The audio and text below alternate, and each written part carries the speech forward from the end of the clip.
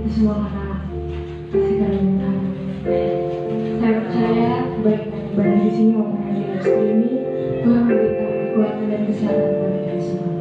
Mari kita mengandalkan kepada Tuhan. Kita mau lebih lagi mengandalkan Tuhan. Karena kami percaya bahwa Tuhan kita adalah sumber kekuatan.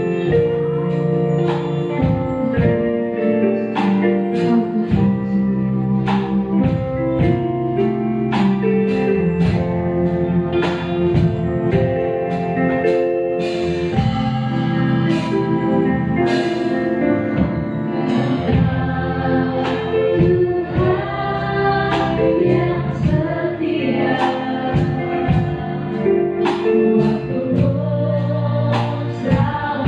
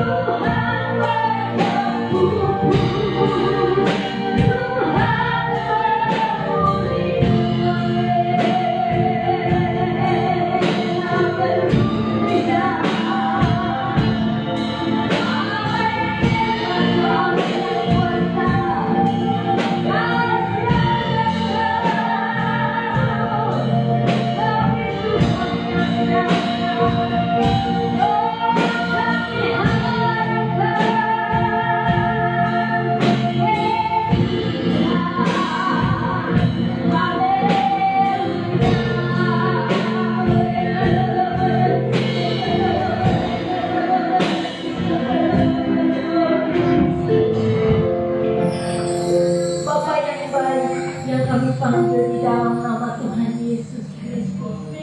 Pada pagi yang indah ini Tuhan, kami sangat bersyukur kalau kami masih bisa beribadah Tuhan di tempat ibadah ya Bapa. Dan rekan-rekan kami ya Bapa yang ada di rumah masing-masing, kami sepakat bersyukur Tuhan dengan situasi yang sebenarnya menegangkan, dengan situasi yang menimbulkan kekhawatiran, ketakutan Tuhan. Oleh karena alam pada saat ini ya Bapa seolah-olah mengalami satu krisis ya Bapa. Haleluya, dengan cuaca, dengan kondisi ya Tuhan,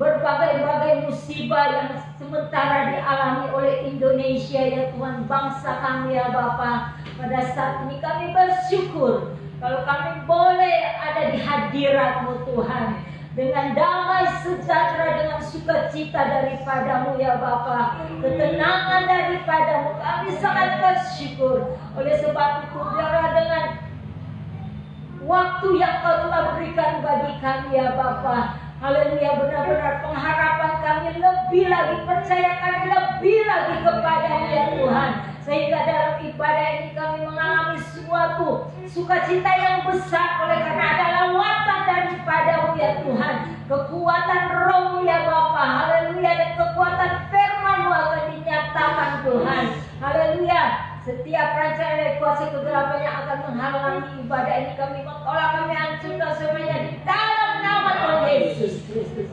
Kau pakai perhamba-Mu ya Tuhan, Kau kendalikan semua Tuhan di dalam otoritas-Mu ya Bapa, sehingga semua fasilitas yang dipergunakan juga ya Tuhan, tidak ada penghalang. Yang ada di rumah yang mengikuti live streaming, mereka mengalami ya Tuhan kelancaran dalam ibadah ini, tidak ada gangguan apapun dalam nama Tuhan Yesus Kristus. Terima kasih Tuhan, kami percaya kesembuhan, mujizat-Mu, pemulihan daripadamu Tuhan pasti terjadi oleh karena kami cinta akan Engkau ya Bapa. Terima kasih Tuhan, kami habiskan ibadah ini hanya di dalam nama Tuhan Yesus Kristus. Haleluya. Amin. Masih siap untuk memuji Tuhan saudara? Amin. Kasih persaudaraan. Philadelphia. Mari kita bersuka di dalam Tuhan. Amin. Amin.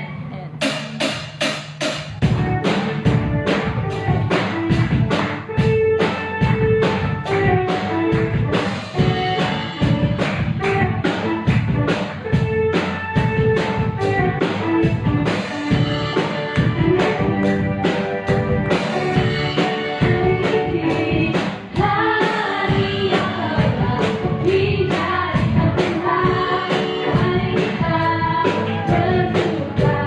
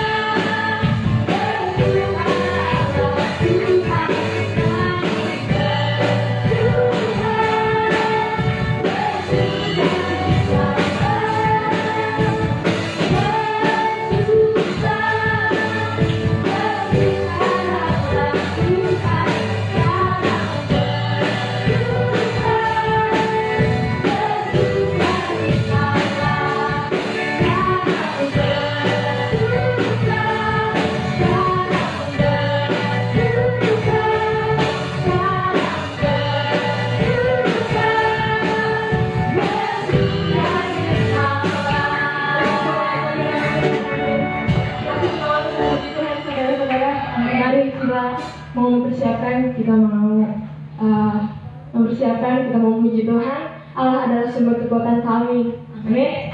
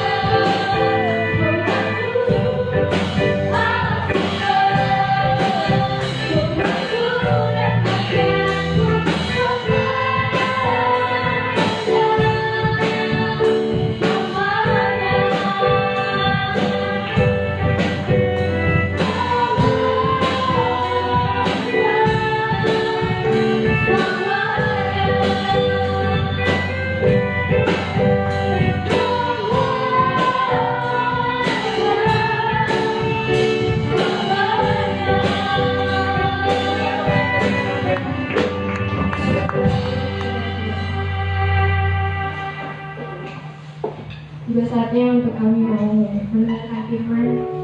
Mari kita mau mempersiapkan hati dan pikiran kita. Apapun yang terjadi saat ini di dalam kehidupan kita, kalau itu atas izin dan kehendak Tuhan, kita harus percaya kalau Tuhan punya waktu yang terbaik. Mari kita sama-sama kita mau percaya karena waktu Tuhan adalah waktu yang paling terbaik.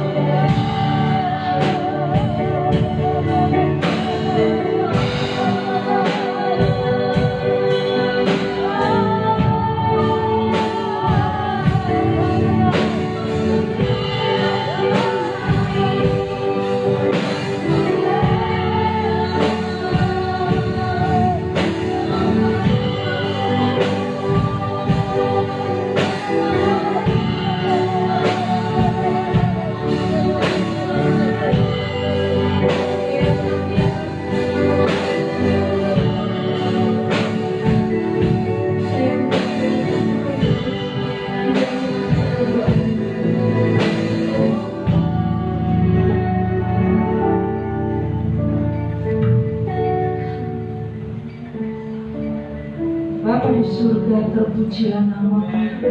Tuhan Yesus, selama kami melewati dalam dunia ini, baiklah percobaan atau ujian, di balik semua itu ada waktu yang terbaik di kehidupan kami. Karena itu Tuhan, kami bersyukur kami memiliki Allah seperti Engkau, yang sekalipun Engkau tidak pernah meninggalkan kehidupan kami ya Bapa, sebagai anak-anak-Mu yang percaya kepadamu. Tuhan Yesus, kami bertahu Tuhan, Engkau selalu mengikuti setiap langkah-langkah kehidupan kami di mana kami berada. Sekalipun dunia ini digoncangkan oleh keadaan yang tidak menentu, tetapi kami percaya Tuhan, setiap perkataan firman-Mu tidak akan lalu percuma di dalam kehidupan kami. Kami boleh mengimani Tuhan, bahwa Engkau-lah Allah kami yang hidup, yang senantiasa mengikuti kehidupan pribadi kami sebagai anak-anak-Mu, yang selalu berharap kepadamu ya Bapa. Terpujilah nama-Mu Tuhan Yesus. Waktu-Mu yang tidak sebentar lagi Tuhan, biarkan kehidupan kami selalu Tuhan lebih melekat di dalam Engkau ya Bapa. Kalau sebentar pemberitaan firman-Mu Tuhan boleh menjadi kekuatan bagi kami sebagai anak-anak-Mu Tuhan. Boleh percaya Tuhan Yesus, bahwa firman-Mu Tuhan tidak pernah berlalu sekalipun di dalam kehidupan kami, tetapi boleh berbuah di dalam kehidupan kami dan menjadi terang Tuhan di dalam jalan-jalan kami ya Bapa. Urapi hamba-Mu yang sebentar Tuhan memberitakan firman-Mu. Engkau pakai kami semua dengan urapan kuasa Roh Kudus ya Bapa. Kami serahkan Tuhan selanjutnya ke dalam tangan-Mu, di dalam nama Tuhan Yesus. Haleluya. Amin.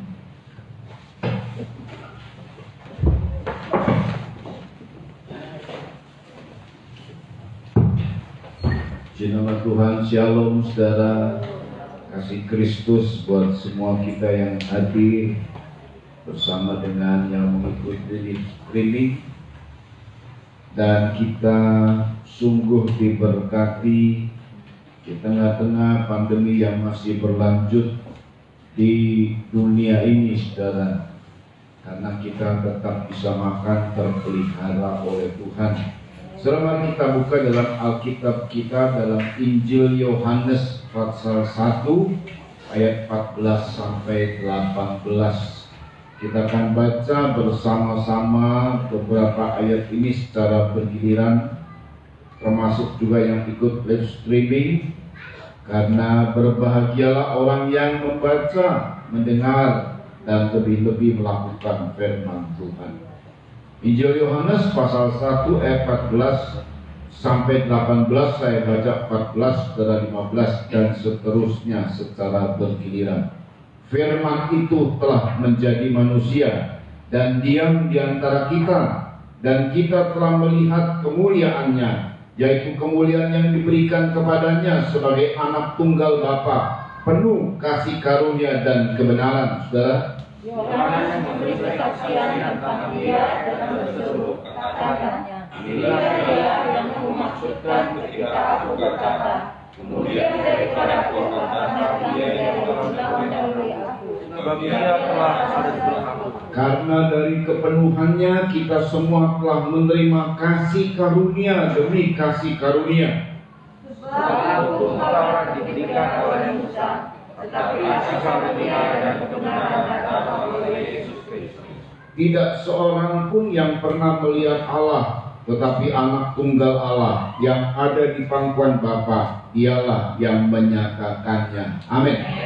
Saudara, kita tahu bahwa sangat luar biasa sekali pekerjaan Tuhan, pekerjaan firman. Yohanes 1 ayat 1 pada mulanya adalah firman, firman bersama dengan Allah, dan firman itu adalah Allah. Firman itu terang dan terang itu hidup. Segala sesuatu dijadikan oleh firman. Tanpa firman tidak ada yang jadi. Firman itu adalah Allah, firman itu adalah pencipta, firman itu adalah terang hidup. Dan firman itu menjadi daging, menjadi manusia. Saudara, sebelum perjanjian baru ini ada perjanjian lama. Dimulai dari ada ribuan tahun lamanya di perjanjian lama. Allah berfirman. Allah menyampaikan firman-Nya dengan perantaraan nabi-nabinya, saudara. Dan tidak ada umat yang bisa menerima langsung firman Tuhan. Tetapi nabi-nabinya disampaikan firman Tuhan. Nabi-nabinya lah yang menyampaikan firman Tuhan. Beginilah firman Tuhan. Beginilah firman Tuhan. Saudara, firman Tuhan itu dahsyat di perjanjian lama. Dengan kuasa firman terjadi keajaiban-keajaiban. Tapi firman itu sekalipun dahsyat, sekalipun hebat, tapi masih jauh dengan umat. Karena ya tadi, tidak bebas umat Tuhan menerima firman Tuhan, karena nggak boleh sembarangan. Jadi Tuhan menyampaikan nabi-nabinya, atau imam-imamnya, atau orang-orang yang diutus oleh Tuhan, lalu imam-imam dan nabi-nabinya ini baru menyampaikanlah kepada jemaat. Tetapi ayat berkata firman itu telah menjadi manusia. Dahulu firman itu hanya memang dia ada, tapi masih abstrak, masih bingung gimana ya. Keadaan Allah yang berfirman itu ya, tapi rasanya masih jauh, apalagi untuk umat, saudara ya. Apalagi untuk umat. Tetapi ayat menyebut firman itu telah menjadi manusia. Nah, ini adalah zaman kita, di mana firman telah menjadi manusia. Dalam bahasa Inggris, firman menjadi daging. Firman menjadi nyata, real. Misalnya nih ada orang yang menyampaikan pesan begini, saya kasih tahu secara lisan ya, secara lisan. Kamu pasti saya akan tolong begitu. Tapi kita masih ragu-ragu, siapa orang ini? Kita nggak kenal. Dia menolong kita, cuman dia lewat kurir memberitahu, Brur, Sis, Bapak, Ibu jangan khawatir. Ada orang yang menolong kamu. Dia udah ngasih tahu, dia udah ngasih pesan kepada saya supaya saya meneruskan pesannya kepada kamu. Ya, kita terhibur, tapi rasanya masih ragu-ragu, siapa orang ini? Benerkah? Karena belum ya, apalagi dalam masa-masa penantian yang sangat sulit, di tengah-tengah kesulitan, masih bertanya-tanya dalam hidup kita. Apa benar? Ada keraguan-raguan, saudara ya, karena belum real. Dan kadang-kadang kita berkata, seandainya orang itu datang langsung sama saya, dan saya tahu pribadinya, wah, nggak akan ragu saya. Nah, dulu Tuhan hanya berfirman, masih disebut ya abstrak lah, atau lebih tepatnya jauh dari umat. Tapi anugerah Tuhan, firman itu telah menjadi manusia. Dan artinya apa, saudara? Firman menjadi manusia, kuasa penciptaan. Apa yang dari firman itu menjadikan apa yang tidak ada menjadi ada. Segala sesuatu dijadikan oleh firman, itu kuasa penciptaan. Dan kuasa penciptaan itu bukan lagi abstrak. Kuasa mujizat itu, hal-hal yang ajaib itu bukan abstrak untuk kita. Dia real, dia nyata. Saudara, kita ini ada hal yang ada kebutuhan. Pertama rohani, kedua jasmani. Kadang-kadang orang bertanya-tanya, ya kami dapat pernyataan dari Tuhan, itu hal rohani, bahwa saya akan ditolong oleh Tuhan, saya akan diberkati oleh Tuhan. Tapi saya perlu kenyataannya. Ada orang mimpi bahwa dia sembuh, tapi kenyataannya belum sembuh. Saya perlu kenyataannya. Saya perlu secara jasmani. Dan hal-hal yang jasmani ini apa, saudara? Pekerjaan kita, itu di mata kita. Saya belum dapat pekerjaan, itu hal yang jasmani, bahwa kalau belum dapat pekerjaan, saya nggak bisa makan nanti. Saya nggak bisa bayar ini, nggak bisa bayar itu. Saya mengalami kesulitan. Ada suara Tuhan akan memberkati kamu, tapi belum real, belum nyata. Justru ini dia, firman menjadi manusia, menjadi nyata. Ya, tidak salah kalau zaman bapak-bapak kita berkata begini. Biarpun kita miskin, yang penting kita masuk surga. Nggak salah sih. Cuman apa kemiskinan ini akan membuat kita tetap kuat? Nah, itu yang menjadi pertanyaan. Tapi hari ini Tuhan kasih tahu bahwa Dia real, Dia nyata, Dia akan menyentuh jasmani kita. Ada orang berkata nggak usah kuat, ada orang berkata udah jangan pikirin hal yang jasmani, cari hal-hal yang rohani. Loh, yang jasmani kita butuhkan.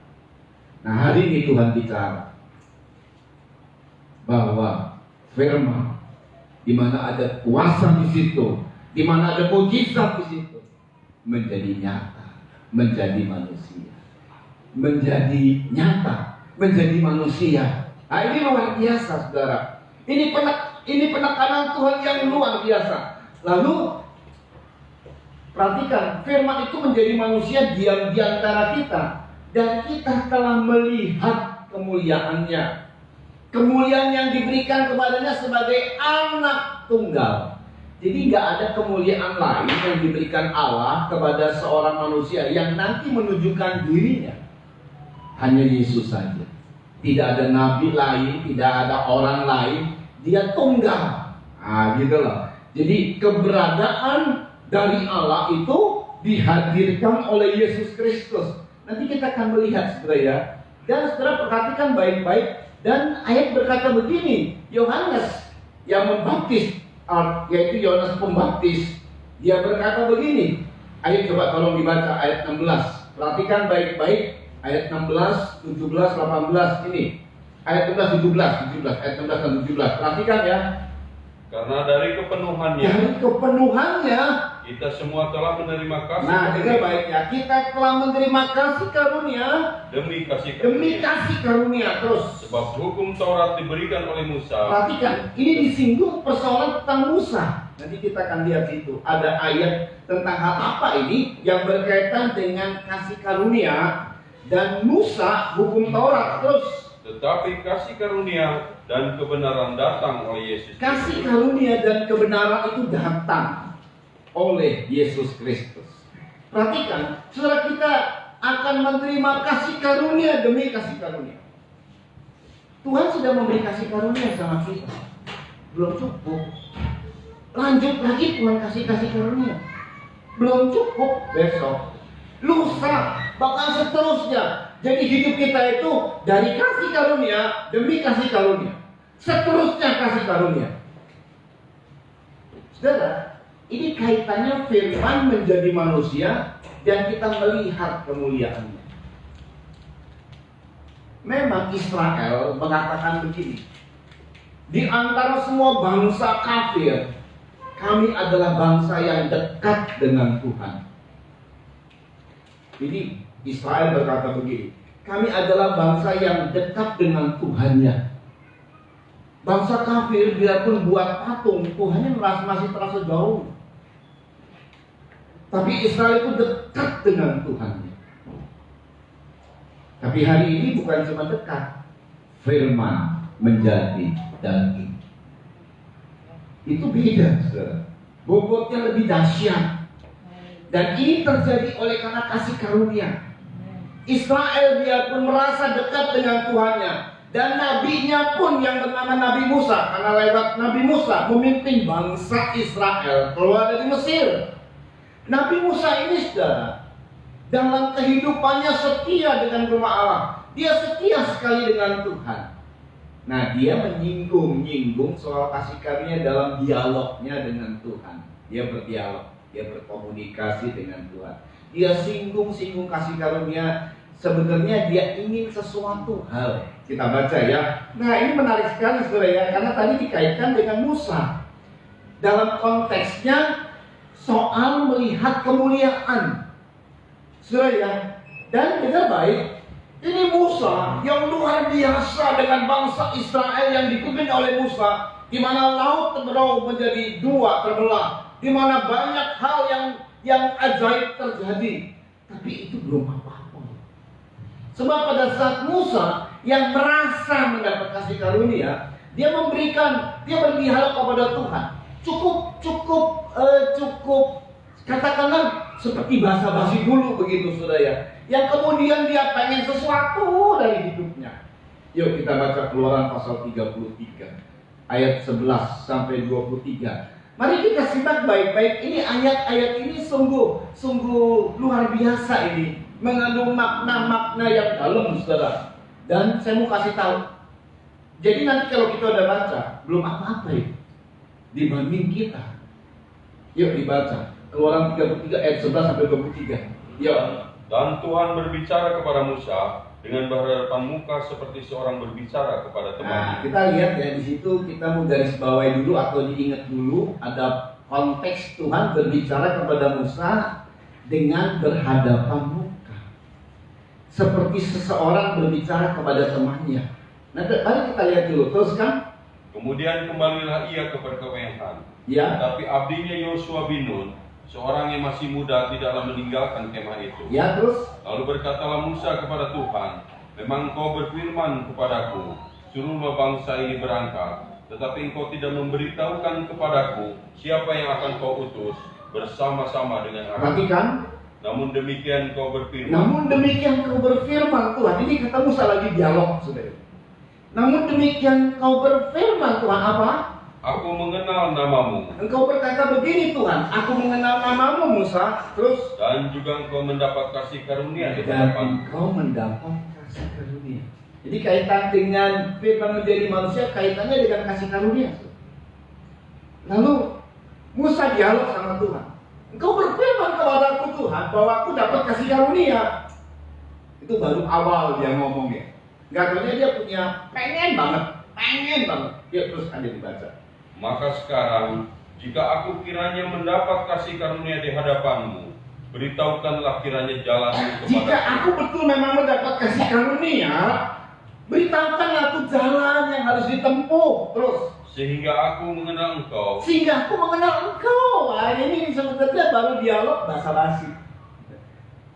Dia nyinggung-nyinggung kasih karunia, terus Supaya aku tetap mendapat kasih karunia di supaya aku hadapanmu. tetap mendapat kasih karunia di hadapanmu Tuhan. Ya, terus kan? Ingatlah Ingatlah. bahwa bangsa ini umatmu. Iya, terus Lalu ia berfirman, ya, aku sendiri hendak membimbing engkau dan memberikan ketentraman kepadamu. aku sendiri hendak membimbing engkau, memberi ketentraman kepadamu. Terus Berkatalah Musa kepadanya, jika engkau sendiri tidak membimbing kami, ya, janganlah suruh kami berangkat dari sini. jangan suruh kami berangkat Tuhan. Ya, terus Dari manakah gerangan akan diketahui bahwa aku telah mendapat kasih karunia di hadapanmu? dari mana gerangan Tuhan? Aku ketahui bahwa aku dapat kasih karunia. Padahal sudah jelas tadi kan. Tuhan bilang, ya aku akan lakukan kasih karunia itu. Aku akan bimbing kamu. Aku akan bimbing umatku. Dari mana aku dapat kasih karunia? Ini ada penasaran Musa.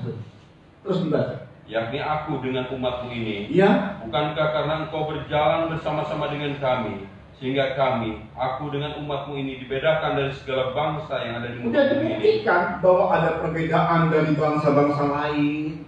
Kita diistimewakan karena dapat kasih karunia. Tapi itu belum pokok pembicaraan saudara ya. Lagi basa-basi Musa sama Tuhan. Sebab dia kalau ngomong langsung gak enak. Terus Berfirmanlah Tuhan kepada Musa, juga hal yang telah kau katakan ini akan kulakukan. Karena engkau telah mendapat kasih karunia di hadapanku, dan aku mengenal dan engkau. bolak-balik Tuhan bilang, aku kenal engkau dan engkau kenal aku. Itu kasih karunia saudara. Berulang-ulang kali dibilang, kalau memang aku dapat kasih karunia, Tuhan beritahukanlah jalanmu. Bahasa senada kan, Tuhan sampaikanlah firman-Mu. Betul kan? Senada itu kan. Jalan-jalan Tuhan, memberitahukan jalan-jalan Tuhan kan sama juga dengan memberitahukan firman Tuhan. Sebab firman Tuhan itu apa saudara? Pelita bagi kaki. Sehingga kita tahu jalan-jalan Tuhan yang harus kita ikuti. Saudara ya, hal itu juga aku akan buat. Kamu ingin aku pimpin, aku buat. Kamu ingin dapat kasih karunia, aku lakukan. Kamu ingin dibedakan dari bangsa lain, sudah dilakukan. Luar biasa saudara. Ini kasih karunia dari Tuhan. Terus Tetapi jawabnya, ya, perlihatkanlah kiranya kemuliaan-Mu itu kepadaku. yang pengennya Musa. Tuhan, perlihatkanlah kemuliaan-Mu kepadaku. Aku belum pernah lihat wajah-Mu. Terus dibaca. Tetapi firman-Nya, Ya. aku akan melewatkan segenap kegemilanganku dari hadapan-Mu, Ya. dan menyerukan nama Tuhan di depan-Mu. Kayak kalau orang begini, apa kan saya nama saya, kan Bapak pernah janji karena saya nama saya. Nah, itu bahasa basi dulu. Tujuannya minta handphone dong, gitu saya. Ini tujuannya Musa tuh pengen Tuhan perlihatkanlah wajah-Mu kepadaku, perlihatkanlah kemuliaan-Mu kepadaku. Oke, Tuhan bilang ya, aku akan datang dengan kegemilanganku dari depan-Mu. Terus Dan menyerukan nama Tuhan di dan depan-Mu. menyerukan nama Tuhan di depan-Mu. Waduh, dengan sorak-sorai ini. Teruskan. Aku akan memberi kasih karunia kepada siapa yang kuberi kasih karunia, Ya. dan mengasihani siapa yang kukasihi. Dan untuk Musa memang dapat kasih karunia. Teruskan. Lagi firman-Nya, Ya. engkau tidak tahan memandang wajahku, Engkau tidak tahan memandang wajahku. Terus. sebab tidak ada orang yang memandang aku dapat hidup. Terus. Berfirmanlah Tuhan, Berfirmanlah Tuhan. ada suatu tempat dekatku, Nah, demi kasih karunia-Nya yang tadi disinggung-singgung. Maka Tuhan bilang, oke. Jadi pada saat Musa minta Tuhan, pimpin kami. Ya, aku pimpin kamu demi kasih karunia. Tuhan, oleh karena kasih karunia, tunjukkanlah, bedakan kami dengan bangsa yang lain. Ya, dibedakan. Tapi begitu Tuhan, aku mau untuk bisa melihat wajah-Mu. Kasih karunia stop. Gak bisa Musa. Gak bisa. Terus ada suatu tempat dekatku, Ya. di mana engkau dapat berdiri di atas gunung batu. ya, Apabila kemuliaanku lewat, Ya. maka aku akan menempatkan engkau dalam lekuk gunung itu, Ya. dan aku akan menudungi engkau dengan tanganku Ya. sampai aku berjalan lewat. terus Kemudian aku akan menarik tanganku, Iya. dan engkau akan melihat belakangku, Engkau. tetapi wajahku tidak akan kelihatan. hanya melihat belakangku saja Musa. Dan kau tidak bisa melihat wajah. Ini lagi bicara kasih karunia. Tuhan, kalau engkau kasih karunia kepada aku, engkau kan sudah kenal aku tuh. Tadi yang saya bilang tadi, ada pesan. Seseorang menyampaikan pesan untuk kita. Orang itu, kata si kurir ini, mau nolong kamu, katanya. Rasanya kalau misalnya kita ditolong, kita juga pengen begini loh. Saya pengen tahu, pengen ketemu sama orang ini, betul nggak? Betul nggak? Apalagi kalau pertolongannya besar. Saya pengen ketemu, bukan apa-apa, bukan ingin minta lagi, bukan mau terima kasih banget.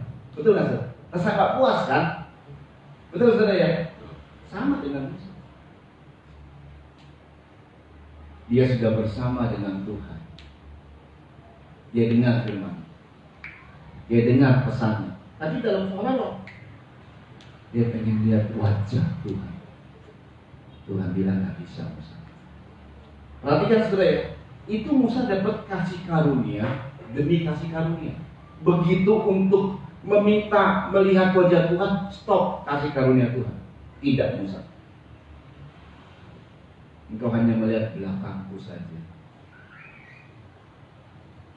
Kalau kita bandingkan dengan kita sekarang, Tuhan bilang, firman itu, Allah itu, dalam kemuliaannya, karena firman tadi diterangkan dalam Yohanes pasal 1.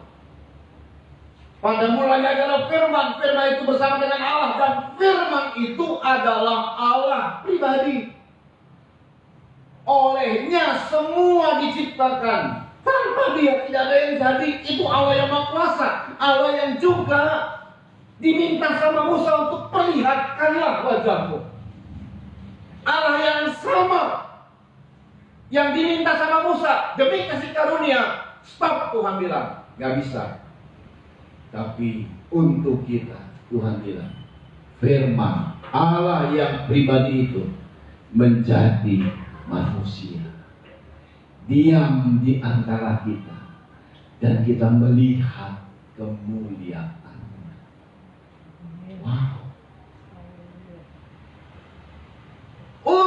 kita, orang-orang yang ada di hari-hari akhir khususnya, firman ini datang sama kita, saudara, bahwa Tuhan mau bilang gini kira-kira, aku itu real, aku itu nyata, perbuatan ajaibku itu nyata, bukan teori.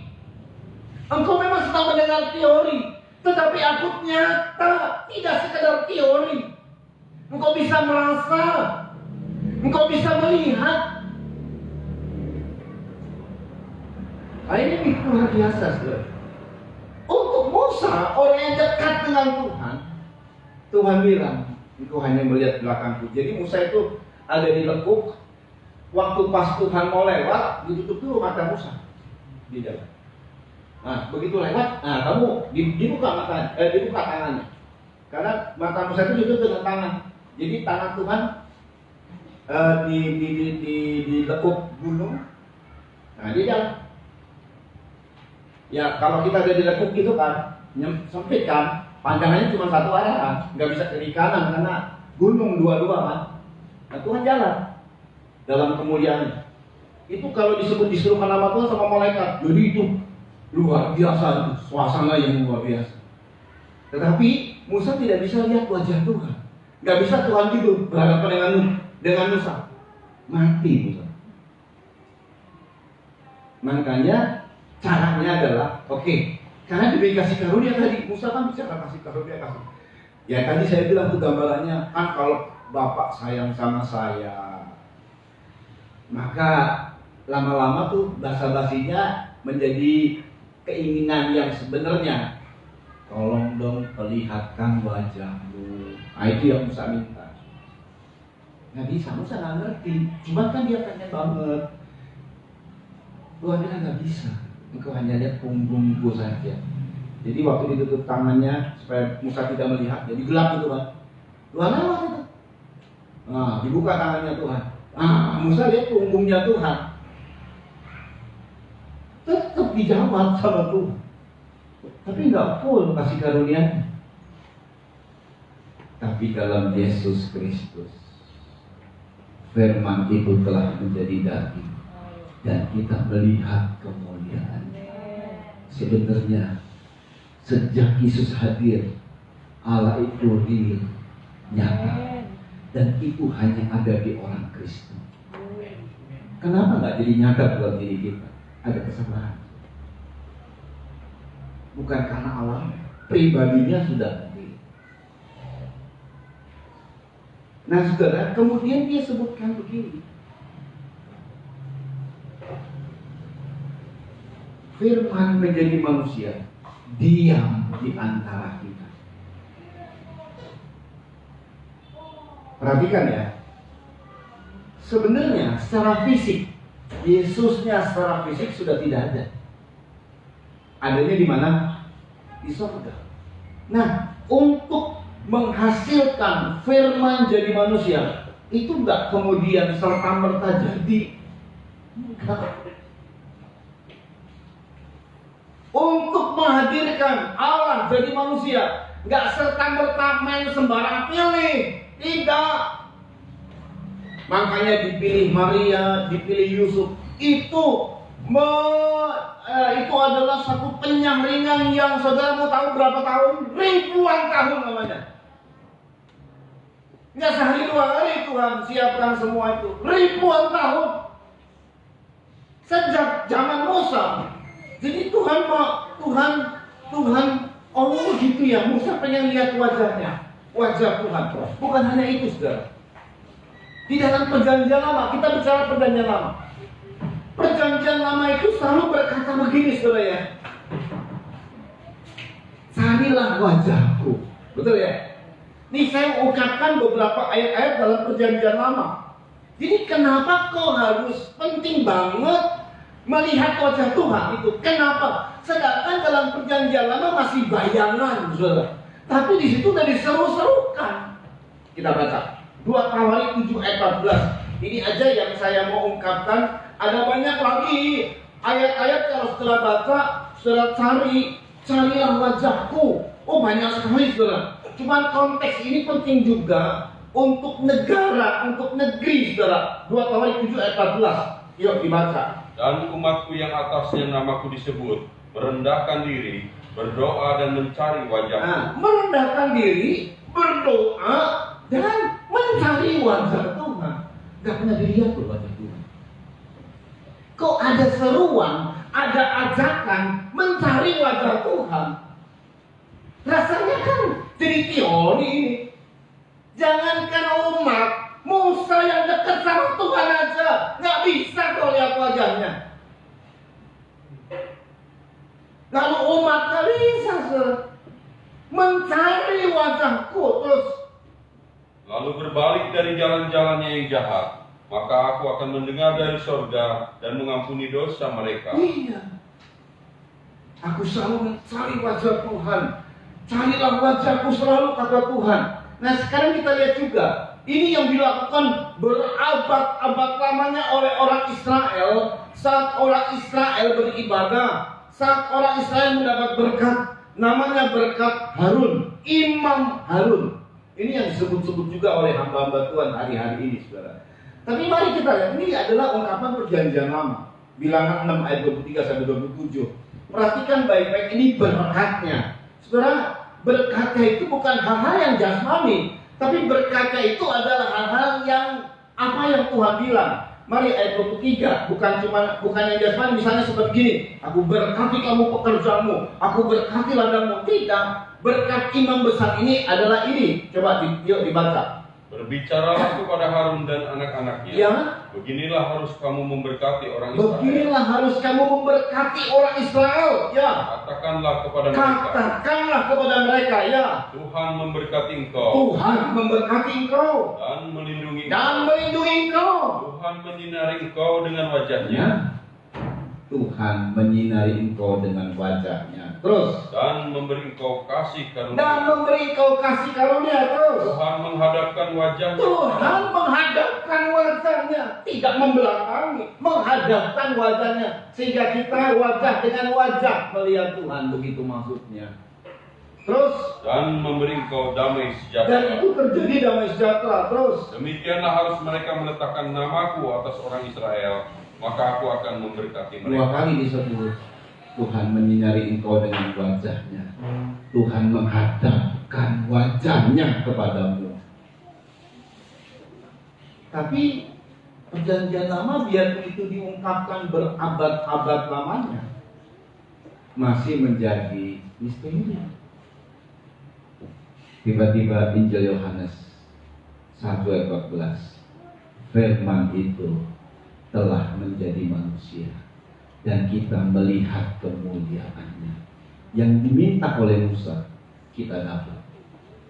Kita melihat kemuliaannya. Jadi kalau Musa waktu minta demi kasih karunia, oleh karena kasih karunia, Tuhan jawab apa yang kamu minta, dijawab. Apa yang kamu minta, dijawab. Begitu minta wajah, perlihatkanlah kemuliaanmu kepadaku. Stop. Nggak bisa. Ada batas. Tapi perjanjian baru demi kasih karunia, demi kasih karunia, dari kasih karunia kepada kasih karunia, sampai kasih karunia full, kita melihat wajahnya. Lebih dari itu adalah real Tuhan. Lebih dari itu adalah hal-hal yang jasmani. Itu real di mata kita. Itu satu perbuatan ajaib dari Tuhan itu. Bukan teori. Bukan sesuatu yang abstrak. Itu real di mata kita. Itu nyata di mata kita. Itu yang Tuhan mau. Itu yang Tuhan nyatakan. Itu yang Tuhan tekankan. Dan itu adalah full kasih karunia dari Tuhan. Berarti untuk kita orang-orang yang hidup setelah Yesus hadir adalah orang-orang yang luar biasa. Makanya tidak heran Paulus sampai berani menyatakan seperti ini. Kita baca dalam 2 Korintus. Saya melihat ini Paulus ini adalah rasul untuk bangsa kafir. Dia itu sangat getol sekali, padahal dia orang Yahudi asli. Dia telah oleh karena ke agama Yahudinya, dia bunuh anak-anak Tuhan. Karena anak-anak Tuhan itu buat dia penghujat Tuhan. Karena mereka menyembah Yesus yang menyebut dirinya Tuhan. Nah itu makanya dihujat. Cuma satu Tuhan, tidak ada lagi Tuhan. Itu waktu dia belum kenal, saudara. Dia getol sekali, dia bergiat sekali untuk agama Yahudinya, saudara. Tapi begitu dia mengenal Yesus, dia melihat kemuliaan Tuhan pada pribadi Yesus, dia sampaikan. Dan dia sangat getol sekali, dia sangat giat sekali untuk bangsa-bangsa kafir, supaya bangsa kafir ini tahu tentang Yesus. Itu cintanya sama bangsa kafir. Dan dengan itu, saudara, orang Yahudi ini pengen supaya bangsa kafir ikut adat Yahudi. Wah, dia getol sekali menyatakan kebenaran.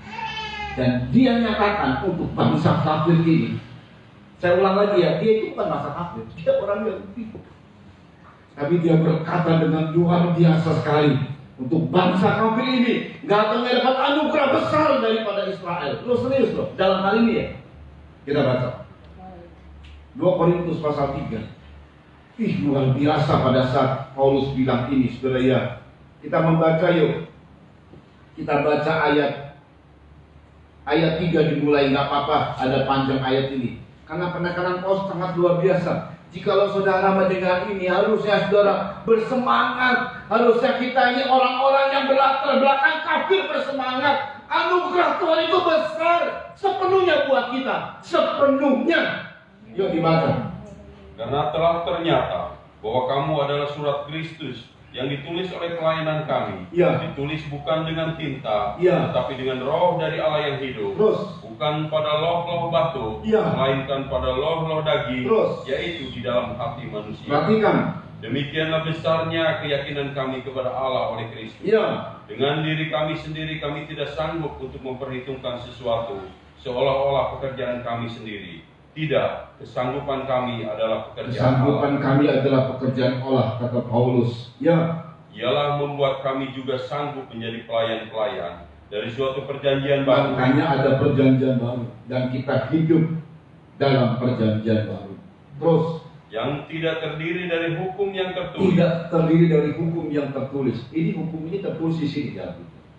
Dari Taurat, kitab nabi-nabi, Zabur, Mazmur, terus sampai Injil.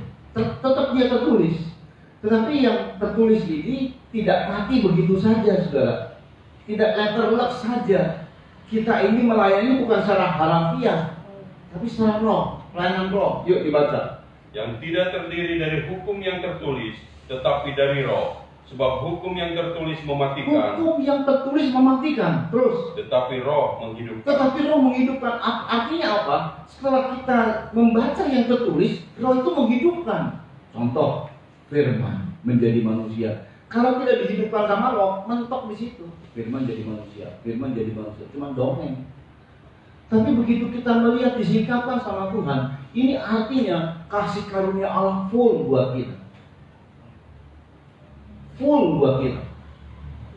Diterangkan. Jadi itu diterangkan oleh karena pekerjaan roh, memberikan penerangan secara praktis untuk kita kenal, untuk kita pahami, untuk kita praktekkan maksudnya, saudara. Ini namanya pelayanan roh. Nggak letterlek mati di situ. Nggak cuma kisah Yesus menjadi sebuah sejarah, tapi ada maknanya di dalam. Ini diartikan, dijelaskan. Ini terjadi karena penyingkapan roh, saudara ya. Terus, Pelayanan yang memimpin kepada kematian terukir dengan huruf pada loh-loh batu. itulah pada saat Musa memimpin Israel, 10 Taurat tertulisnya di mana? Di loh batu. Tetapi biarpun di loh batu dengan pelayanan yang luar biasa itu, memimpinnya pada kematian. Cuma 2 orang yang masuk Kanaan dari 600.000 orang lebih, ya kan mati semua. Itu mah gak berhasil kalau dari catatan hitungan statistik jumlah jiwa nggak berhasil lah, betul saudara? 600.000 orang yang masuk Kanaan, 400.000, lumayan lah. 600.000 orang yang masuk Kanaan berapa? 2 orang yang nggak berhasil tuh. Anggap aja semua mati itu mah, betul nggak? Di atas 10, di atas 20, di atas 100, sampai 100 saja, anggap aja malah tinggal yang masuk dah. Cuma kalian cuma 2 orang. Terus, Namun demikian, kemuliaan Allah menyertainya waktu ia diberikan. kemudian Allah menyertainya waktu diberikan. Terus, Sebab sekalipun pudar juga, cahaya muka Musa begitu cemerlang. bayangkan Musa datang sama Tuhan 40 hari, pada saat turun cahayanya luar biasa cemerlang mukanya, saudara. Itu baru ketemu dengan hadirat Tuhan. Waktu Musa minta wajahnya, tidak. Tapi itu kemuliaannya luar biasa. Terus, Sehingga mata orang-orang Israel tidak tahan menatapnya. terus Jika pelayan itu datang dengan kemuliaan yang demikian, perhatikan, betapa lebih besarnya lagi kemuliaan yang menyertai pelayanan roh. itulah yang kita alami. Terus, Sebab jika pelayanan yang memimpin kepada penghukuman itu mulia, jika pelayanan yang memimpin pada penghukuman itu mulia, terus betapa lebih mulianya lagi pelayanan yang memimpin kepada pembenaran. teruskan. Sebenarnya apa yang dahulu dianggap mulia, Apa yang dahulu dianggap mulia, jika dibandingkan dengan kemuliaan yang mengatasi segala jika sesuatu, dibandingkan dengan kemuliaan yang mengatasi segala sesuatu yang kita alami, sebentar lagi akan klimaks itu kemuliaan. Terus, sama sekali tidak mungkin. sama sekali tidak ada artinya. Cukup saja. Paulus sampai berani menyatakan itu. Saudara. Pelayanan yang dianggap mulia dahulu belum apa-apa dibanding yang sekarang. Jika kemuliaan dahulu begitu hebat, memimpin pada penghukuman, namanya hukum Taurat. Apalagi pelayanan yang memimpin pada pembenaran. Kematian Yesus, bangkitnya Yesus membenarkan kita. Kita orang berdosa loh. Dia mau mati buat kita orang berdosa. Untuk orang baik aja, kata ayat, susah orang mau mati. Untuk orang baik kepada dirinya nih. Misalnya ada orang baik sama dia, sudah ya. Orang baik sama dia. Kemudian orang ini sudah berbuat baik nih. Orang ini dipenjara tuh mau dihukum mati. Orang yang telah diperlakukan baik atau orang yang sudah mau balas budi nih, susah itu juga. 1-2 lah yang mau. Apalagi untuk orang benar. Orang itu orang benar, kita nggak kenal, tapi kita tahu dia orang benar. Waktu itu dihukum, dia nggak bisa, dia belum berbuat apa-apa sama kita. Cuman kita tahu dia orang benar. Ada yang mau mati, apalagi orang berdosa. Yesus mati di kayu salib saat kita masih berdosa. Jadi kalau ada orang yang meninggalkan Yesus, memang oon, bodoh, bloon, tolol. Segala-galanya. Ini nyata loh, Allah nyata. Real. Apa yang dahulu dianggap mulia oleh hukum Taurat, gak ada apa-apa dibanding orang-orang yang menerima sekarang kasih karunia anugerah. Dia apa yang dahulu yang memimpin pada penghukuman itu mulia, apalagi yang memimpin pada pembenaran. Sebab waktu Yesus mati di kayu salib, dia bangkit dari antara orang mati, dia membenarkan kita. Sudah tahu gak? Di sorga, pada saat kita diadili terus, pada saat kita didakwa sama iblis, Yesus selalu berkata, ya aku benarkan dia. Mau apa? Gak bisa apa-apa iblis, aku benarkan dia. Kita salah, memang didakwa ya ada catatan. Penuntut jaksa pasti kalau mendakwa seseorang gak sembarangan, betul ya? Apalagi kalau di hadapan Tuhan, lu gak bisa ngomong seenaknya. Betul gak sih? Kalau sama orang nih, misalnya ada penuntut jaksa, dibuatlah kasus, padahal dia nggak berbuat salah, tapi karena dia disogok, dibuatlah kasus. Karena aku nggak ngerti, nggak tahu. Tapi iblis berani sama Tuhan begitu, kita nggak ada salah, kemudian dia datang tiba-tiba, Tuhan saya mau adukan anakku ini. Loh, Tuhan tahu. Saudara, tahu nggak? Manusia sama iblis kalau berhadapan dengan Tuhan, itu yang lebih takut iblis. Ayat berkata, engkau percaya Allah itu esa? Iblis pun percaya dan gak ada artinya. Kenapa ada mati guys? Coba lihat. Udah nyampe. Nah, saudara ya. Jadi kita lihat Tapi mari ada nanti ini udah sangat luar biasa banget ya. Harusnya saudara memandang ini tuh udah luar biasa. Tuhan hadir, bukan teori. Dia real. Dia mau menuntun, dia mau menolong, dia mau nyata dalam hidup kita. Tapi dengan baik, kita baca ulang tadi dalam Keluaran pasal 33. Nah ini bahasa Alkitab, ini bahasa Tuhan. Beda sama bahasa manusia. Sebab di dalam ayat Keluaran pasal 33 tadi, saudara ya, kita baca ayat 11-nya dulu. Ini yang tadi tentang Musa nih, yang mau melihat kemuliaan Tuhan, tapi Tuhan bilang nggak bisa Musa. Jadi pada saat kasih karunia Tuhan kasih sama Musa. Begitu melihat kemuliaannya, stop kasih karunianya, nggak bisa.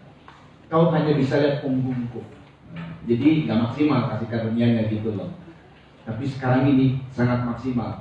Cuma saudara, kan Musa tidak bisa melihat wajah Tuhan. Tapi ayat 11 ini coba dibaca. Dan Tuhan berbicara kepada Musa dengan berhadapan muka. Nah kok ini ayatnya kok lucu ya. Dengan berhadapan muka, terus Seperti seorang berbicara kepada temannya. ya, Kemudian kembalilah ia ke perkemahan. Tetapi abdinya, Yosua bin Nun, seorang yang masih muda, tidaklah meninggalkan kemah. Tuhan berbicara kepada Musa dengan berhadapan muka. Tapi belum pernah Musa lihat wajah Tuhan. Kok gimana ya? Ini bahasa kita. Ini bahasanya Tuhan. Gambaran yang lebih tepat untuk hal ini begini, saudara. Tuhan itu, saudara mesti tahu, Tuhan itu adalah pribadi yang hadir di segala tempat dalam waktu yang sama. Di masa lalu, masa sekarang, masa akan datang. Buat Tuhan gak ada soal itu. Dia maha hadir. Dia memenuhi seluruh bumi ini. Sama seperti kehadiran matahari. Matahari itu hadir di seluruh belahan bumi ini. Dalam waktu-waktu tertentu artinya ya. Selalu hadir, selalu hadir. Cuman kalau kita mau deket sama dia melihat matahari, lumer. Nah itu yang nggak bisa. Tapi setiap orang bisa merasakan kehadiran matahari dan bisa lihat, katakanlah kalau kuat, lihatlah wajah matahari. Ada yang mau lihat wajah matahari jam 12 siang?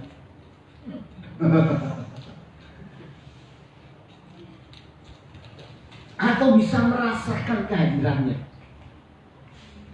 Sama seperti Musa. Dia hadir, Allah hadir di mana? Di segala tempat. Dan dalam kemahakuasaannya cuma nggak bisa dilihat. Untuk dekat. Jadi keadaan itu adalah Musa hanya melihat hadiratnya, bagian dari hadirat. Sama kita merasa hangatnya matahari. Tapi saudara, kalaupun bisa melihat melihat matahari pakai kacamata hitam dulu ya. Oh, bisa lah, bisa. Matahari ada bulat-bulat ya. Tergantung kacamata hitamnya kayak apa saudara, lebih tebal lagi gitu ya. Makanya waktu orang-orang mau melihat gerhana matahari mesti hati-hati. Saat dia begitu full gerhana matahari, terus itu cahayanya memancar, menyilaukan dan bisa merusak mata katanya. Jadi lihatnya lewat air dan lain sebagainya. Jadi nggak bisa kalau untuk melihat face to face secara dekat, karena dia pribadi yang maha kuasa.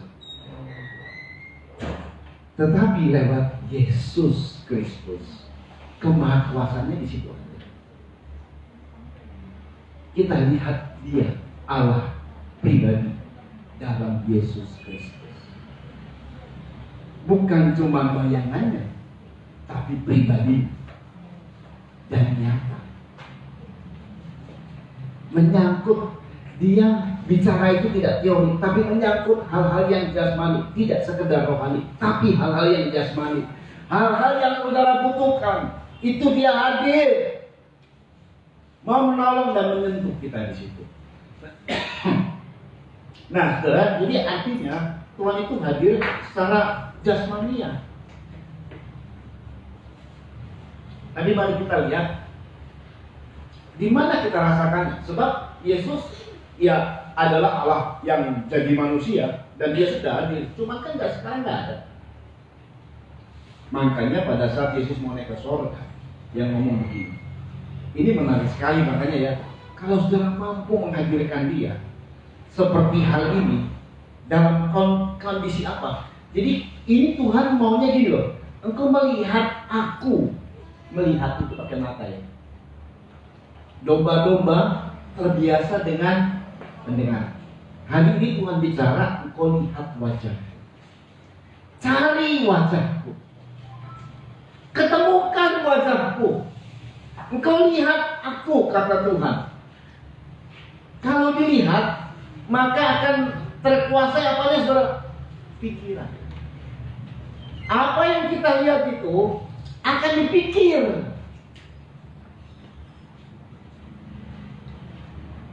Kita lihat, perhatikan. Ini yang Tuhan mau. Artinya, pikiranmu harus dikuasai. Ya, aku akan hadir dan kau akan melihat supaya pikiranmu dikuasai oleh kuasa firman. Ini tujuan Tuhan untuk dilihat. Tapi dengan baik, itu sebabnya saudara, Tuhan tahu bahwa Tuhan ini akan pergi ke sorga. Jadi nanti kita akan lihat soal waktu juga saudara di situ ya. Mari kita membaca dalam Injil Yohanes pasal 14. Perhatikan baik-baik. Ayat 16 sampai 20. Ini ungkapan Yesus nih. Ungkapan Yesus. Jadi Allah, firman yang adalah Allah, telah menjadi manusia. Ada dalam diri Yesus. Itu yang mau dilihat sama Musa. Kita bisa melihat. Tetapi kemudian Allah pribadi di dalam diri Yesus ini akan pergi ke sorga. Secara fisik kita tidak lihat. Tapi sebelum dia pergi ke sorga, dia bicara soal ini. Yuk. Yohanes 14 ayat 16. Aku akan minta kepada Bapa. Aku akan minta kepada Bapa. Dan ia akan memberikan kepadamu seorang penolong yang Dia lain. akan memberikan kepadamu seorang penolong yang lain. Supaya ia menyertai kamu Ini selama-lamanya. bicara mengenai Roh Kudus, penolong yang lain supaya ia menyertai kamu selama-lamanya. Sehingga tema ini menjadi tepat. Firman menjadi daging, diam di antara kita. Bukan cuma diam lalu kemudian sana seperti saya nih. Saya hadir di tengah-tengah jemaat, di antara saudara. Tidak hanya itu. Tetapi dia mau ada di dalam kita.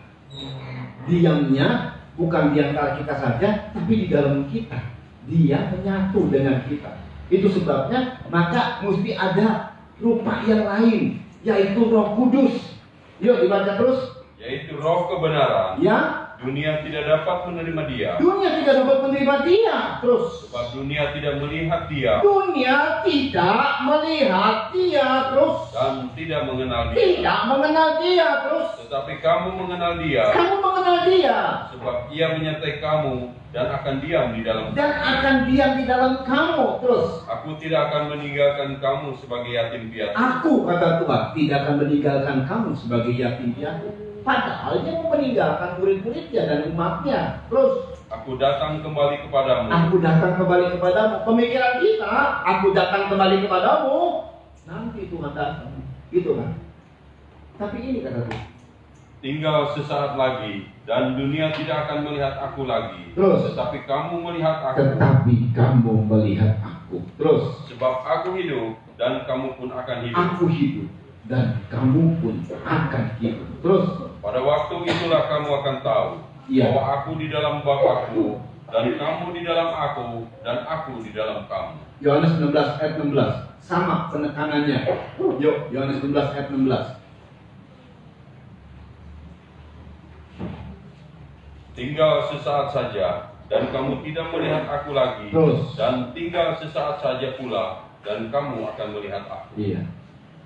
Ini bicara bukan dengar. Ini bicara lebih meningkat. Lihat. Saya ulang ya. Ini bicara bukan dengar. Ini bicara lebih meningkat. Lihat. Dalam kehidupan kita, Kristen itu harus mengalami proses penggembalaan, di mana penggembala itu tidak memakai mata. Untuk mengenal gembalanya tidak memakai mata. Membedakan gembalanya dengan orang asing tidak memakai mata, tetapi memakai pendengaran. Itu baik. tapi sebagai anak harus lihat Bapa. Ini tingkatnya sudah beda. Kenapa kita lihat? Supaya terkuasai pikiran kita.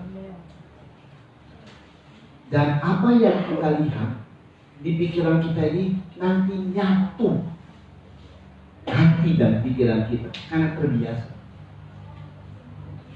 Apa yang kita lihat Tuhan mau supaya Dia selalu hadir, tenang dan tentram kita, tidak panik.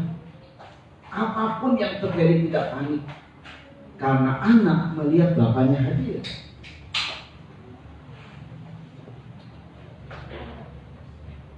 Tetapi kenyataannya Tuhan itu naik surga. Tapi sebelum dia naik ke surga dia bicara begini. Sesaat saja kamu tidak melihat aku. Sesaat saja kamu melihat aku. Kamu bingung.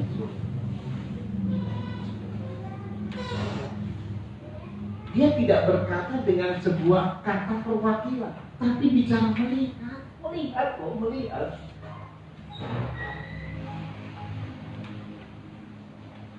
Jadi apa yang dimaksud? Yang dimaksud saya mau langsung saja. Waktu dia berkata tinggal sesaat saja kamu tidak melihat aku, karena Yesus naik ke surga. Tetapi tinggal sesaat saja kamu melihat aku, karena Roh Kudus turun. Ya dia juga, cuman berupa roh.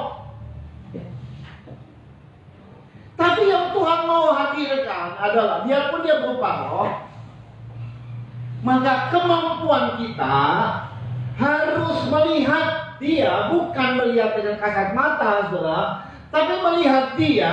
Artinya ada sebuah kehadiran, sama seperti hanya waktu murid-murid melihat Yesus pada saat Yesus hadir.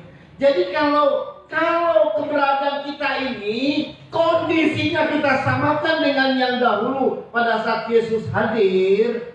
Jadi gini saudara ya, ada nggak saat Yesus hadir murid-murid lagi bermain-main? Kira-kira ada nggak? Saudara, kalau saudara lihat saya saja sebagai gembalamu, biarpun ada banyak kesalahan, kelemahan, tapi kalau ada sesuatu hal, saat apalagi saya akan melihat dan kemudian menyampaikan sesuatu kepada saudara, udah gemetar. Apalagi kita ada salah nih, padahal nggak menyinggung kesalahannya, udah rasanya udah deg-degan gitu ya, rasa takut gitu ya. Ini saya urapannya baru segini. Ada orang yang punya urapannya lebih tinggi, saudara. Salah satu di kebaktian kabar mempelai begitu, saudara ya. Waktu hamba Tuhan Indiono menyampaikan berita firman, itu hamba Tuhan datang ke depan, itu enggak tegak begitu. Jatuh tersungkur dari sono, dari tempat duduk dia sampai di altar, ngerayap, nangis. Bayangin saudara, itu hamba Tuhan luar biasa. Jadi kalau ditatap sama dia, udah gemetar ya. Itu cuma hamba Tuhan manusia loh. Kalau Yesus, waduh, saudara, dia tahu persis, tidak ada yang tersembunyi di mata dia.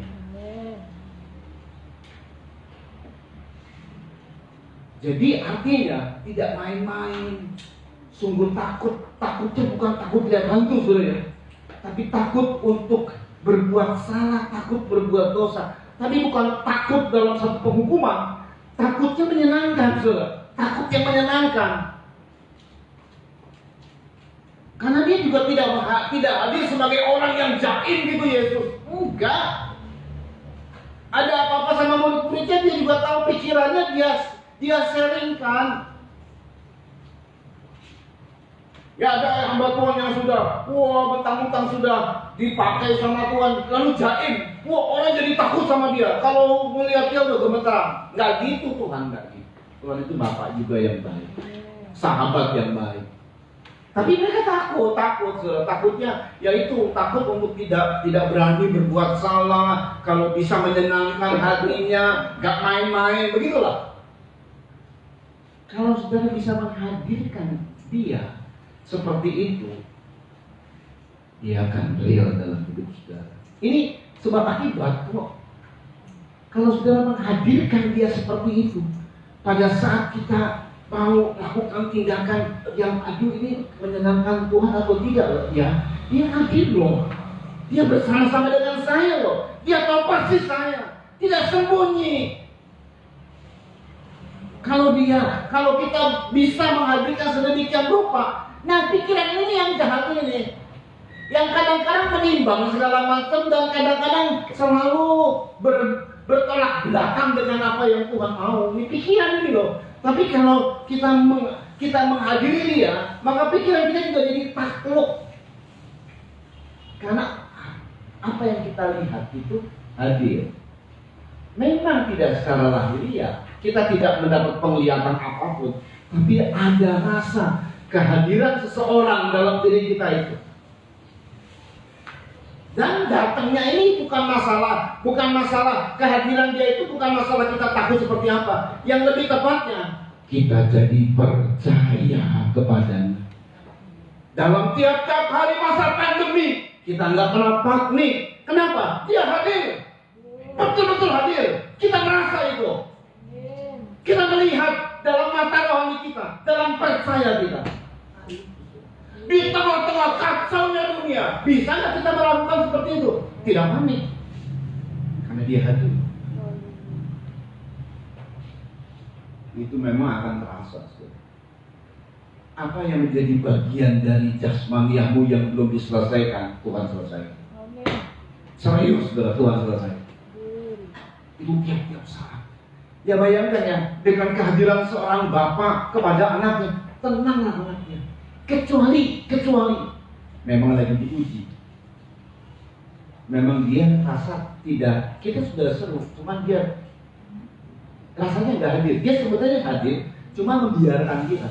Kenapa? Diuji. Kalau diuji, mau diapain sama Tuhan? Naik level. Yang namanya diuji itu nggak tahunan, bukan.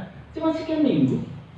Kalau diuji tahunan bukan diuji, namanya itu berbuat dosa, salah, ngalami pencobaan itu mah. Nggak ada diuji tahunan, nggak ada. Ya kan anak sekolah kan nggak setahun diuji. Ini dahsyatnya Tuhan.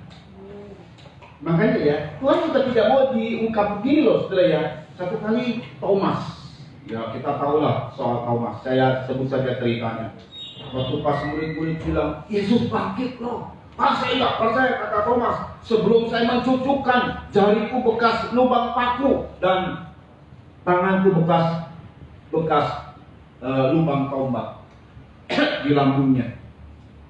Tuhan dengar, padahal dia nggak di situ. Lalu 8 hari kemudian mereka kumpul dan Tuhan datang. Tuhan bicara sama Thomas. Thomas, lihat ini. Oh, Thomas langsung bersujud. Tapi apa kata Tuhan? Thomas itu masih dalam konteks biarpun dia bangkit dan hilang-hilang, artinya hilang tuh kehadirannya tidak ada, saudara. Tapi dia selalu ada sebenarnya.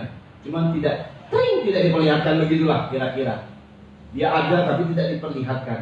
Dia ada, lalu kemudian Thomas bilang, tapi tetap masih ada, saudara. Dia masih ada, belum naik ke surga ini. Yohanes 20. Tapi sangat luar biasa sekali karena ini buat kita. Yohanes 20. Wah, waktu pas disampaikan ini, saudara ya. Yohanes 20 ayat 29. Yuk dibaca. Yohanes 20 ayat 29.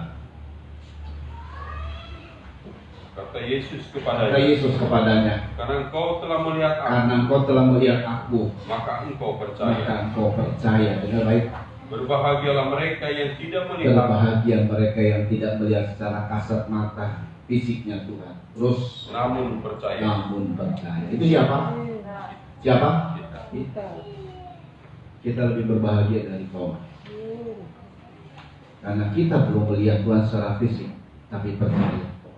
Tapi dari pihak kita selalu merasa kehadiran Tuhan. Pertama, kita tidak panik dan merasa kehadiran itu akan apa, saudara? Menimbulkan percaya. Yang kedua, karena merasa kehadiran Tuhan, dia selalu bersama dengan saya. Di samping kita tidak panik, Yang kedua, kita takut sama Tuhan dong. Jangan kurang ajar sama Tuhan dong, betul nggak? Dari perkataan, dari sikap, dari tindakan. Memang dia penuh anugerah, tapi jangan bolak-balik begitu. Kita belajar menjadi orang yang dewasa. Orang yang dewasa itu kata-katanya dia nggak boleh sembarang.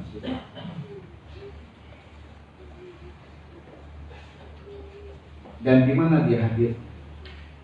Dalam rohnya dan dalam firman. Setiap kita dengar firman Tuhan, kita serius, sungguh-sungguh. Setiap kata kalimat dari firman Tuhan itu seperti kita melihat dia, melihat Yesus. Bukan lihat saya, lihat Yesus. Itu mempengaruhi pikiran, membangkitkan percaya kita. Itu orang-orang yang menghadirkan Tuhan. Jangan juga begini ya saudara, Tuhan tidak mau seperti Thomas tadi yang lalu kemudian Tuhan tidak mau begini loh. Dia ini hadir.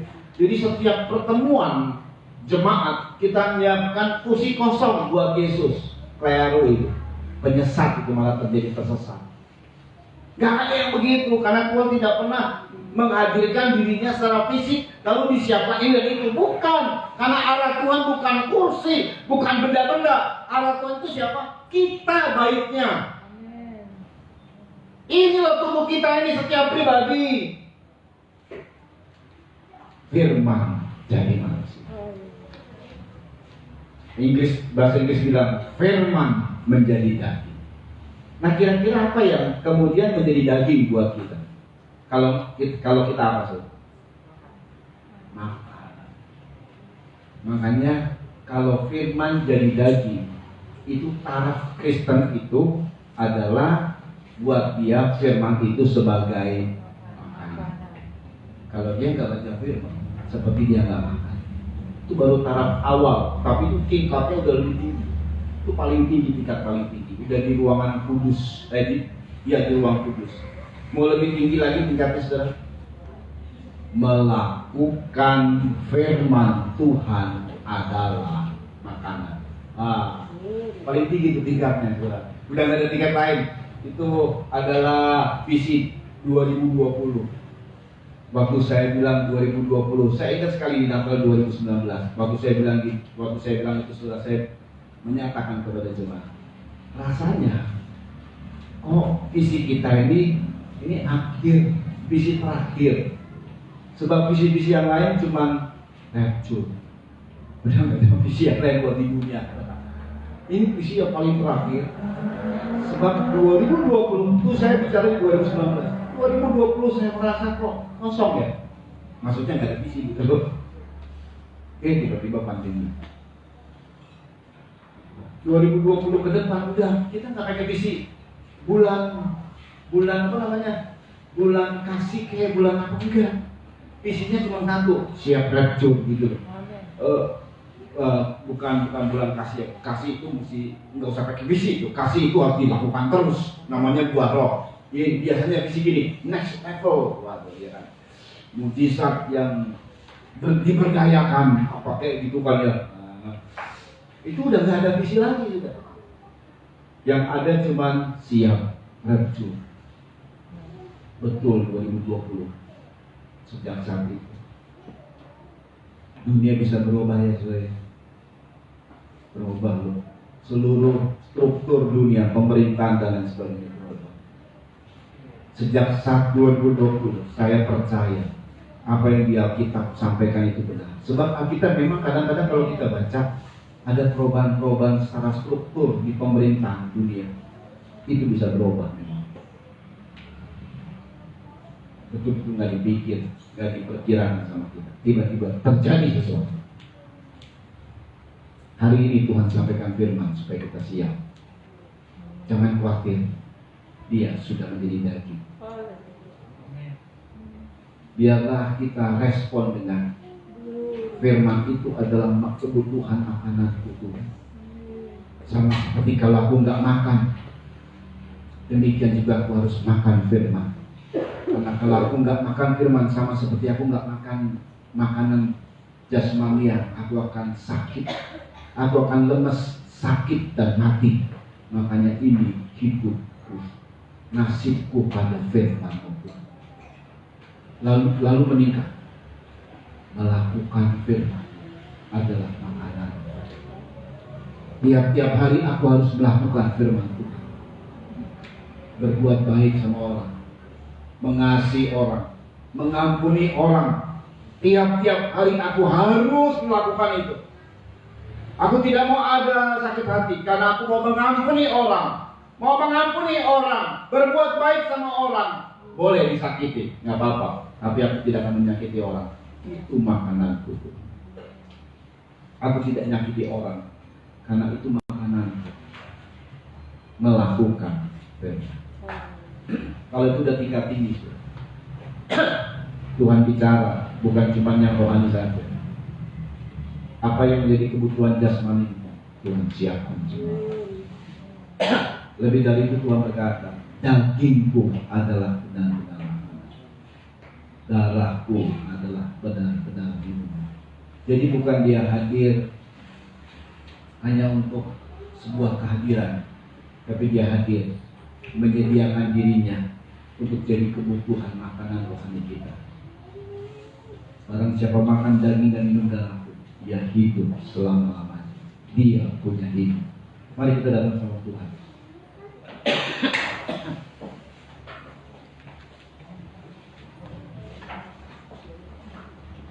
Pelayan perjamuan suci.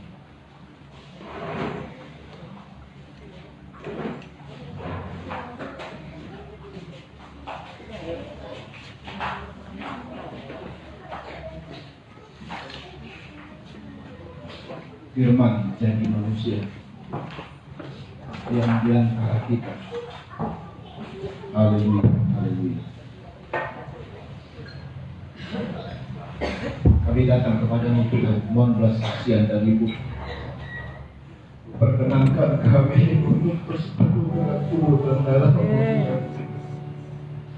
Terima kasih buat anugerah yang besar Kau berikan kepada kami.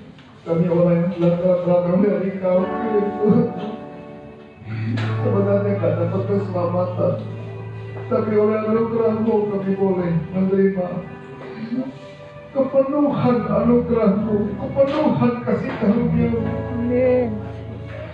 Bukan untuk membanggakan diri Tuhan, tapi justru kami berkata, Tuhan siapa kami? Kami terima dengan hati yang merendah diri dan dikorban. Oleh karena Mu berkorban bagi kami, kami terima tubuh dan darah-Mu dalam nama Tuhan Yesus Kristus. Mari kita berdoa. Terima kasih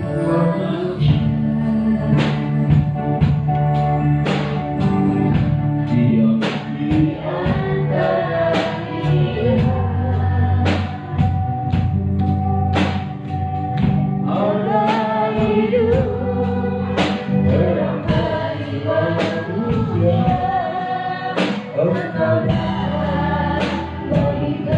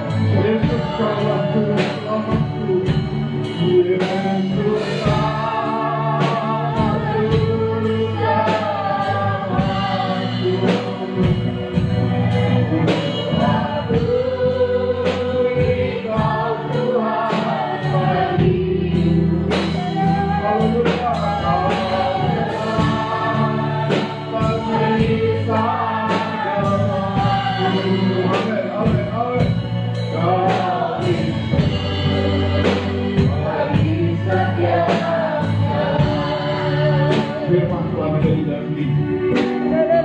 Bagaimana caranya? Dia berkata, inilah dagingku, inilah darahku.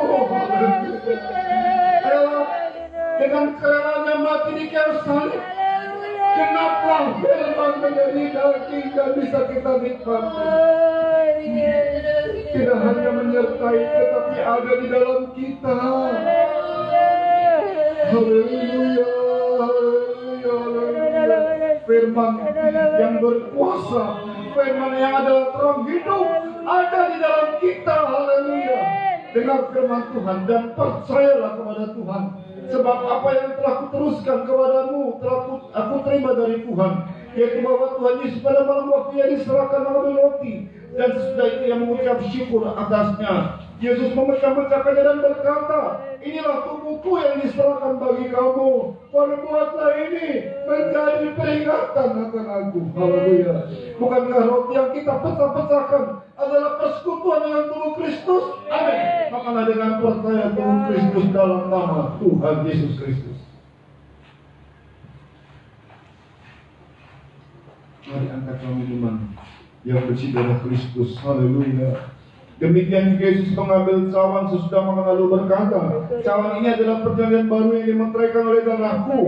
Perbuatlah ini setiap kali kamu meminumnya menjadi peringatan akan aku. Sebab setiap kali kamu makan roti ini dan minum cawan ini, kamu memberitakan kematian Tuhan sampai Ia datang. Bukankah Tuhan mengucapkan syukur? Yang atasnya kita ucapan syukur adalah persekutuan dengan darah Kristus. Amin. Inilah dengan percaya dan Kristus dalam nama Yesus.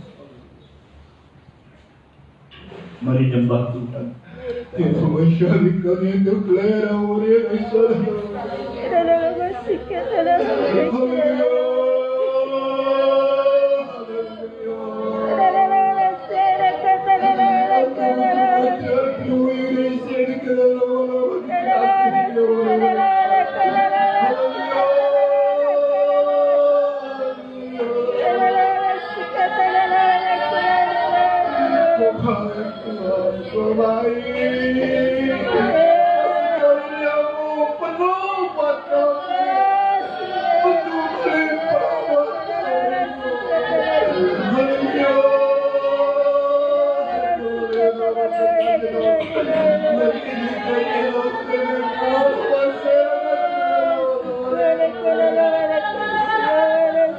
Siapa kami itu? Kalau kami mendapat anugerah besar, Kau sikapkan kebenaran firman ini. Haleluya. Kau nyata dalam hidup kami. Biarlah kuasa firman ini membangkitkan percaya kami untuk kami tidak panik menghadapi pandemi, bahkan menghadapi situasi yang sekalipun mungkin sulit, kami akan tetap kuat oleh karena Kau beserta dengan kami. Itu bukan teori, itu nyata sekali dalam hidup kami, Tuhan. Dan kenyataan-kenyataan itu terjadi dalam jasmani kami. Kami melihat kemuliaan-Mu, Tuhan. Haleluya, haleluya, haleluya. Khususnya mereka yang sedang mengalami kesulitan. Di pandangan mata mereka jalan buntu dan gelap. Haleluya, tapi Kau hadir pada setiap pribadi dan rumah tangga mereka. Itu terasa kehadiran-Mu, Tuhan. Membagikan percaya untuk mereka tidak panik, karena Bapa hadir di setiap rumah-rumah yang sekarang ini sedang melihat live streaming ini dalam nama Yesus Kristus. Itu menjadi nyata, menjadi real. Haleluya, haleluya. Terima kasih Bapa. Terima kasih, berkati Tuhan bagian dengan tempat ibadah, berkati bagian dengan pastori Tuhan, berkati semua jemaat yang hadir sekarang ini, dengan berkat yang sudah Kau siapkan buat setiap kami, dan memuliakan nama-Mu lewat berkat-berkat itu kami semua Tuhan. Semua yang memberi persembahan korban, kami ucapkan syukur berpuluhan, berkati berlimpah-limpah seperti janji firman-Mu atas setiap umat-Mu ya Bapa. Bangsa negara kami Indonesia Tuhan berkati. Haleluya. Tuhan tolong dengan vaksinasi yang ada supaya semuanya berjalan baik. Haleluya. presiden wakil presiden kami Tuhan, supaya diberi kekuatan kesehatan para menteri yang ada dan semua kabinet kerja dari Pak Jokowi. Tuhan berkati mereka semua.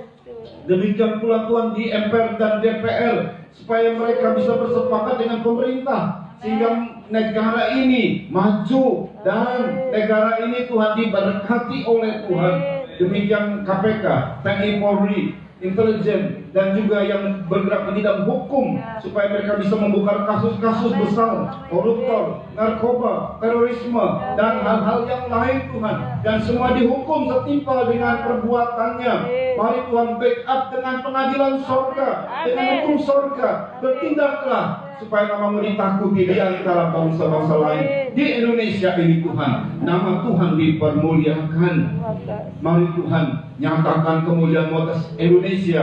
Haleluya. Demikian gereja-gereja Tuhan diberkati, mereka yang sedang mengalami musibah di berbagai tempat di daerah Indonesia. Tuhan tolong beri penghiburan kepada mereka. Haleluya, haleluya. Sambil juga ingatkan mereka untuk dekat sama Tuhan, dekat kepada Allah Pencipta. Nama Tuhan dipermuliakan. Terima kasih Bapa yang baik. Terima kasih Tuhan Yesus. Mereka yang sakit Tuhan sembuhkan. Dalam percobaan Tuhan beri kemenangan. Yang susah Tuhan hidurkan. Dan berikan Tuhan selalu kekuatan kepada setiap yang lemah. Nama Tuhan dipermuliakan. Kau Bapa yang baik buat setiap anak-anak-Mu. Terpujilah nama Yesus Kristus. Terima kasih Tuhan Kristus. Dan kalau sebentar anak-anak-Mu yang ada di sini akan kembali ke rumah masing-masing, sampaikan dengan selamat. Dan yang ada di rumah-rumah, shalom dan sejahtera-Mu terus menyertai setiap kami. Haleluya. Karena tetap di mana saja kami berada, Engkau beserta dengan kami. Immanuel, haleluya. Haleluya. Firman yang menjadi daging dan diam di antara kami, di keluarga kami, di hidup kami, di pekerjaan kami, di mana saja kami berada. Nama Tuhan dipermuliakan. Terima kasih Tuhan Kristus. Mari angkat dua tangan dan terima berkat dari Tuhan. Saudara-saudara dikasih oleh Tuhan, terimalah anugerah cinta kasih sayang dari Bapa yang sungguh sangat mengasihimu, kasih karunia lewat kuasa kedamaian Tuhan Kristus, serta pimpin kekuatan kuasa Roh Kudus menjadi milikku saudara-saudara dari sekarang ini sampai Tuhan datang kalian kedua, bahkan sampai selama-lamanya. Dalam nama Tuhan Kristus, mempelai pria surga dan imam besar yang kami puja-puji, selalu kami alaskan doa ini. Haleluya.